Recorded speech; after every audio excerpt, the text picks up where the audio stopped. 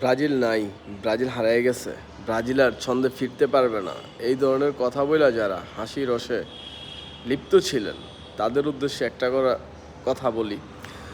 যেই কথাটা হলো, ব্রাজিল যদি সেই পুরনো রূপে ফিরে আসে আপনারা সামলাইতে পারবেন তো?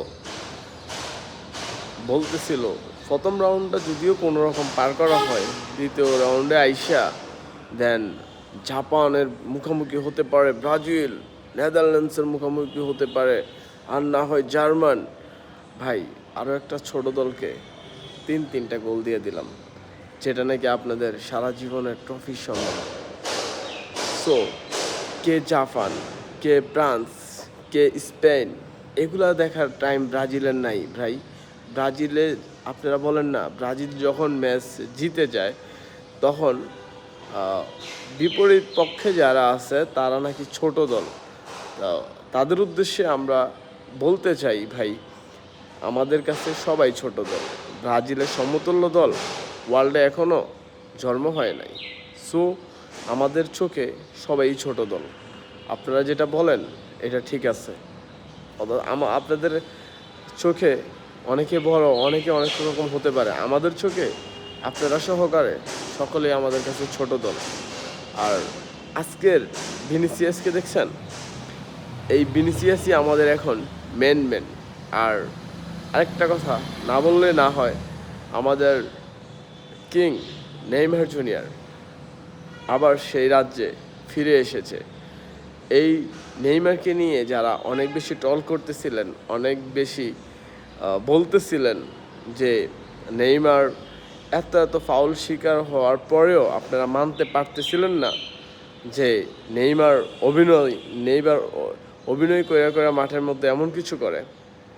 তো তাদের উদ্দেশ্যে বলি, ভাই নেইমার প্রত্যেকটা ম্যাচে যখন নেইমার ফুল টাইম ম্যাচের মধ্যে থাকে, যেই পরিমাণ ফাউলের শিকার হয়, আপনাগোর জন্য এই ধরনের ফাউল তো দূরের কথা, মাস চলে যাবে।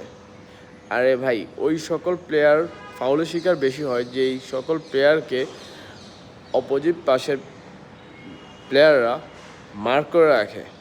4-5 জনে যখন একটা প্লেয়ারকে মার্ক করে তখন ওই প্লেয়ারটা ফাউলের বেশি শিকার হয়। আর আপনার যখন ডিবলিং বেশি করবে, স্কেল বেশি দেখাবে, ওই সকল প্লেয়াররা ইনজুরি হবে, ফাউলের শিকার হবে। সো আপনারা যারা উল্টাপাল্টা কথা বলেন, অনেক কিছু না যাই না শুই না, হ্যাঁ, তাদের আরেকটু ফুটবল বোঝা উচিত, জানা উচিত। আর আরেকটা কথা বলতে চাই, এখন নকআউট পর্বে আইসা আমাদের সামনে কি ফ্রান্স পড়বে, না জাপান পড়বে, না স্পেন পড়বে, না কি পড়বে, এটা আমাদের দেখার টাইম নেই। বাট আমরা এতদিন অপেক্ষা করতেছিলাম ডন কার্লো আনচেলত্তির মতন একজন ম্যানেজার।